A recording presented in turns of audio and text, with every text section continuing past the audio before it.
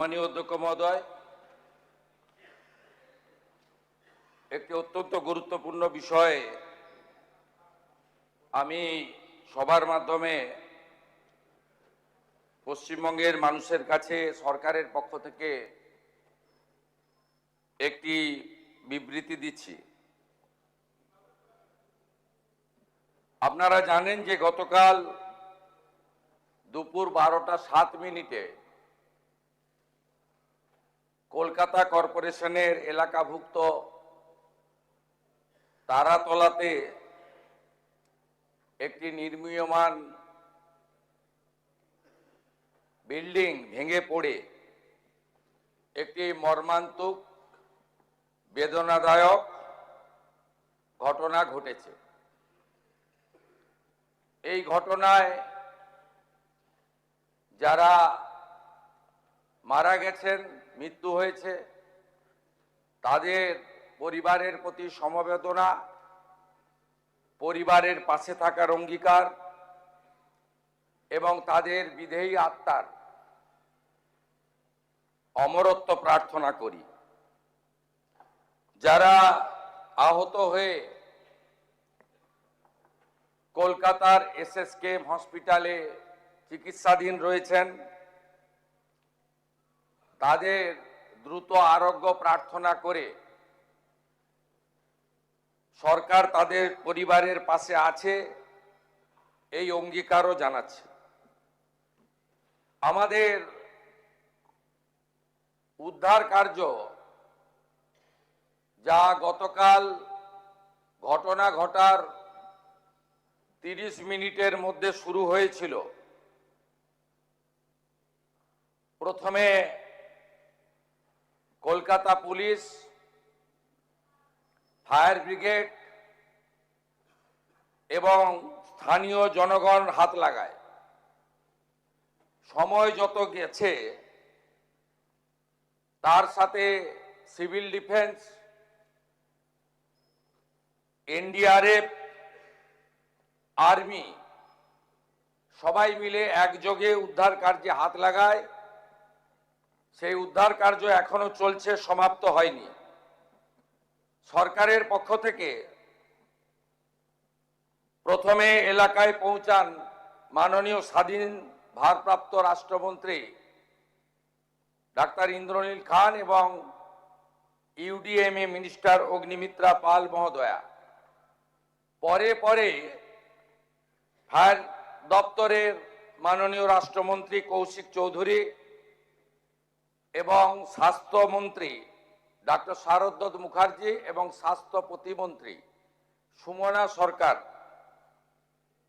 চিকিৎসা উদ্ধার কার্য সরকারের সঙ্গে সমন্বয় এই কাজে হাত লাগান। আমি প্রথম থেকেই মনিটরিং করছিলাম, কিন্তু উদ্ধার কার্য চলাকালীন আমরা গিয়ে উদ্ধার কার্যে অসুবিধা সৃষ্টি হোক তাই আমরা খানিকটা বিলম্ব করে 4:30-5টার সময় বিকেলে আমি এলাকা পরিদর্শন করে প্রয়োজনীয় সমীক্ষা এবং নির্দেশ দিয়ে নবান্নতে চলে আসি। তারপরে আমি হসপিটালও ভিজিট করেছি। যারা উন্ডেড ছিলেন, কথা বলার মতো অবস্থায়, তাদের কাছ থেকে ডিটেলস নিয়েছি। রাত্রি 2টো পর্যন্ত আমাদের মন্ত্রী অগ্নিমিত্রা পাল, ডাক্তার শারদ মুখার্জি এবং কৌশিক চৌধুরী ওখানে ছিলেন, মধ্যরাত্রি বা ভোর রাত্রি পর্যন্ত। মুখ্য সচিব মনোজ আগরওয়াল, স্বরাষ্ট্র সচিব সংঘমিত্রা ঘোষ এবং কলকাতা পুলিশের নগরপাল, কেএমসি কমিশনার, ফায়ারের প্রিন্সিপাল সেক্রেটারি যিনি ইউডিএম-এরও অলসো, সিভিল ডিফেন্সের আধিক প্রিন্সিপাল সেক্রেটারি রাজেশ সিনহা এবং এডিজি র্যাঙ্কের পদমর্যাদার আধিকারিক সাউথ 24-এর ডিএম, তারা ভোর 3টে পর্যন্ত স্পটে ছিলেন। এখন অবধি মোট 29 জনকে উদ্ধার করা গেছে, যার মধ্যে 9 জনকে মৃত ঘোষণা করা হয়েছে। 5 জনের পোস্টমর্টম করে দেহ পরিবারকে হস্তান্তর করা হয়েছে, বাকি 4টি আন্ডার প্রসেস। 20 জন চিকিৎসাধীন রয়েছে, তার মধ্যে আউট অফ ডেঞ্জার অর্থাৎ স্টেবল রয়েছেন 15, গুরুতর রয়েছেন 4, আর একটু আশঙ্কাজনক আছেন আরো 1। এই জায়গায় আমাদের উদ্ধার কার্য যারা করছেন এনডিআরএফ এবং আর্মির লোকেরা আরো কয়েকজনের সংখ্যা অল্প হলেও থাকার কথা একটু আগে আমাদের জানিয়েছেন। আমরা চিকিৎসার দায়িত্ব নিচ্ছি এবং আমরা ঘোষণা করছি রাজ্য সরকারের পক্ষ থেকে মৃতদের পরিবারকে, আবারও বলি, অর্থ দিয়ে মৃত্যুর ক্ষতিপূরণ হয় না, এটা স্বীকার করেও দায়িত্বশীল সরকার তার দায়িত্ব পালনের জন্য অঙ্গীকারবদ্ধ। 10 লক্ষ টাকা করে আমরা মৃত পরিবারকে আমরা আর্থিক সাহায্য এবং গুরুতর আহতদেরকে 1 লক্ষ, আহতদের সকলকে 1 লক্ষ টাকা করে আমরা ক্ষতিপূরণ দেওয়ার ঘোষণা করছি। এই যে মাননীয় চিফ হুইপ অপোজিশন আমি বলার আগে উঠে পড়েছিলেন, সম্মানীয় আখরুজ্জামান সাহেব, আপনি একটু কেয়ারফুলি শুনুন যে কটা লোক আছেন আপনারা। এই বিল্ডিং প্ল্যানটা জানুয়ারি মাসের 17 তারিখ 26-এ আপনারা দিয়েছেন। এখানে সব বের করেছি আমরা। এ আপনাদের পাপের ফল। সব জায়গায় টাকা নিতে নিতে এই সিটি অফ জয়কে এবং বৃহত্তর কলকাতাকে মৃত্যুপুরীতে আপনারা পরিণত করেছেন। একাধিক ইনসিডেন্ট, গার্ডেন রিচ থেকে শুরু করে শিক্ষা নেননি, সংশোধন করেননি, কোন উদ্ধার কার্যে এনডিআরএফ এবং আর্মিকে কোনোদিন ডাকেননি। গার্ডেন রিচে ধ্বংসস্তূপে আপনার জেলা মুর্শিদাবাদের যারা হাত খুলে মমতা ব্যানার্জিকে ভোট দেয় মুসলিম, তাদের 14 জন চাপা পড়ে মারা গেছিল, একজনকে উদ্ধার করতে পারেননি আপনারা জীবিত। আমরা এটা নিয়ে রাজনীতি করব না, কিন্তু কি করেছেন আপনারা, একটাকেও তো ছাড়ার কোনো সিন নেই। আপনার প্রাক্তন মেয়রের সই আছে এতে, কাউকে ছাড়া হবে না। আপনার ইঞ্জিনিয়ার যাদের নাম আছে, it is found that Sri Aminur Sheikh, sub assistant engineer, Sri Nirmalendu Sardar, assistant engineer, Sri Ranjan Das, executive engineer, has not discharged their duties and responsibilities in respect of the instead premises. আমরা পুরো fact finding বের করেছি, কোনো ছাড়াছাড়ির scene নেই। আমরা এখনো পর্যন্ত 5টাকে arrest করেছি। গুলজার হোসেন, সুপারভাইজার অফ আসগর, আসগরকেও খুঁজছি। যদি নিচে চাপা পড়ে থাকেন আলাদা কথা, আমি চাইবো জীবিত বেরোক। কি করে এইসব লোক এই জায়গাগুলোতে ঢোকে বের করতে হবে। অ্যারেস্ট হয়েছে Gulzar Hossain, supervisor of Asgar, Kamal Samanta, iron structure fabricator, Shambhunath Behera, lessee of land, Dibakar Bhandari, labour supplier cum Trimex contractor, Abdul Hamid, broker for sanction plan for KMC.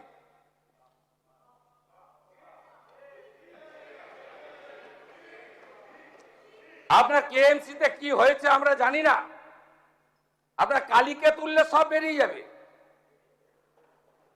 Kolkata কর্পোরেশনে Kali না বললে কোনো প্ল্যান হয় না। আর Kali appointed by Camac street, সবাই জানে। আর এই কালী বাইপাসের পাশে আপনাদের তৃণমূল ভবন বানাচ্ছে 200 কোটি টাকা দিয়ে, আর এখান থেকে টাকাটা তুলে ঘরে পাঠায়। আমরা সব জানি, সব বের করেছি, আমরা এফআইআর হয়েছে, আরো ব্যবস্থা নিচ্ছি। ইনসিডেন্ট রিপোর্টে আমাদের প্রথমেই হ্যাটসঅপ জানাই ইন্ডিয়ান আর্মি, তারা 215 জন জওয়ানকে দিয়েছিলেন। আমি এবং মুখ্য সচিব আলোচনা করে দুটোর সময় সিদ্ধান্ত নিই, এই যে ভারী বিম, এ কাটার কোনো মেশিন রাখেননি আপনারা। আপনাদের সরকার 15 বছরে অনেক কাণ্ড করেছেন, লোহা কাটার মেশিনটা পর্যন্ত কেনেননি। কেন এই ক্ষতিটা করে দিয়ে গেছেন বাংলায়? কোনো আধুনিক যন্ত্রপাতি নেই, কোনো পেশাদার টিম নেই। আর্মির 215 পার্সোনাল এসেছেন এবং বিশেষ করে বিহার রেজিমেন্ট, তারা সমস্ত মডার্ন ইকুইপমেন্ট নিয়ে এসে হাত লাগিয়েছেন বলে 20টা লোককে জীবিত বের করতে পেরেছি। ওই লোহা পড়লে কেউ বাঁচে না। ন্যাশনাল ডিজাস্টার রেসপন্স ফোর্স, এরা তো ভগবানের দূত হিসেবে কাজ করেছে। এদের 4টে টিম, তারা এখনো না খেয়ে না দেখে না সারা রাত্রি জেগে কাজ করেছে। সিভিল ডিফেন্সের একটা কুইক রেসপন্স টিম আর 2টো কিউআরটি টিম 26 মেম্বারের, তারা এখনো পর্যন্ত কাজ করে চলেছে। আমি তাদেরকে ধন্যবাদ জানাবো। Fire and emergency service, 6 fire engine, 36 personnel, Kolkata municipal corporation, health, building, solid waste management, lighting এবং ইকুইপমেন্ট অ্যান্ড লেবার, এরা ফুল ফেজেড কাজ করেছেন, কাজ করছেন। Shyamaprasad Mukherjee port, Kolkata KoPT, DMG Kolkata police, এরা সবাই মিলে একযোগে এই কাজটা করেছেন এবং করছেন। South 24 DM, health department, KMDA also, তারাও আমাদের অল টুগেদার সবাই মিলে একটা টিমে সাপোর্ট করেছেন। এইটা দেখুন মাননীয় ফিরহাদ হাকিমের সই। দেখুন, দেখুন আপনারা কিভাবে স্ট্রাকচারে ডিফেক্ট থাকা অবস্থায় ফল্টি প্ল্যান অ্যাপ্রুভ করেছেন। এবং এখানে যাদের সই আছে, name of architect, name of ESC, name of GTE, name of owner, name of applicant, propose floor area, exempt area মিলে পুরো আমরা এটা বের করেছি। দেখুন, ফল্টি ডিজাইন, এইটা বিল্ডিং প্ল্যানের নকশা। এরকম কত কাণ্ড করে রেখেছেন তার ঠিক নেই। কম্পেনসেশন ঘোষণা করেছি, এফআইআর অ্যারেস্ট বলেছি। আগামী দিনে কি হবে? আমরা 4 সপ্তাহ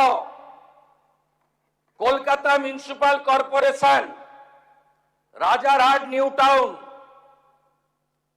মহেশতলা, বজবজ, পূজালি, বিষ্ণুপুর গ্রামীণ এলাকা, সাউথ 24,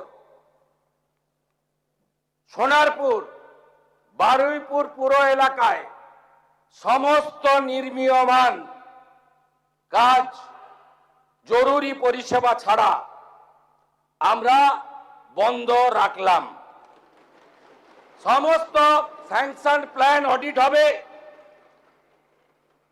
অডিট করার জন্য কমিটি তৈরি করে দেওয়া হচ্ছে।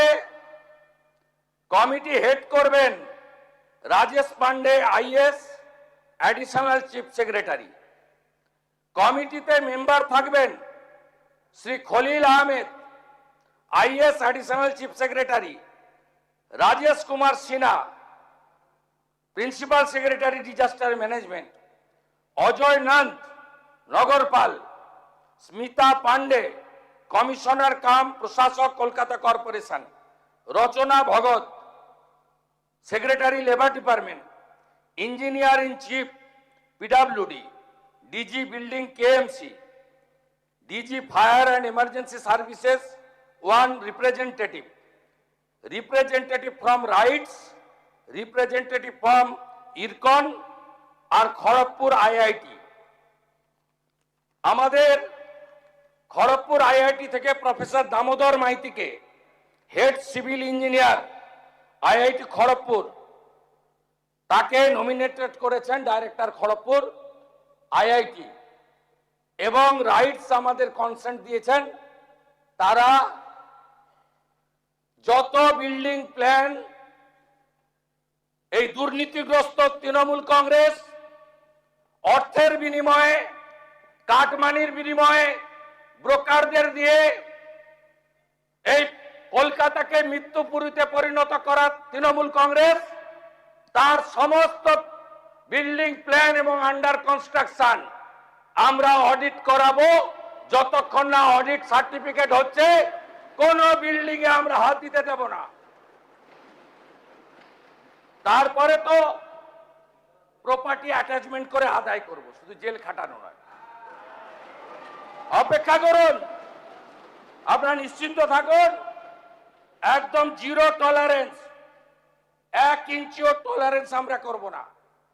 আর অ্যাসেম্বলি চলছে, আগের মুখ্যমন্ত্রীর মতো তু খিঁচ মেরি ফটো আর বিধানসভাকে অস্বীকার করে বাইরে অ্যাকশন আর কম্পেনসেশন আমরা অন্তত করি না। বিধানসভা চালু ছিল, তাই আপনাদের মাধ্যমে গোটা পশ্চিমবঙ্গের মানুষকে ঘটনা, অ্যাকশন, আফটার অ্যাকশন কি কি আমরা মেজার্স নিচ্ছি তা জানালাম। আপনারা ভরসা রাখতে পারেন, এই সরকার জনগণের জীবনের সঙ্গে কোন রকম কম্প্রোমাইজ করতে কাউকে দেয়নি, দেবে না। সবাই ভালো থাকুন, ধন্যবাদ। পরিবারগুলিকে সমবেদনা জানিয়ে আমার এই বিবৃতি শেষ করছি। অধ্যক্ষ মহোদয়কে ধন্যবাদ, তিনি আমাকে বলার সুযোগ করে দিয়েছেন।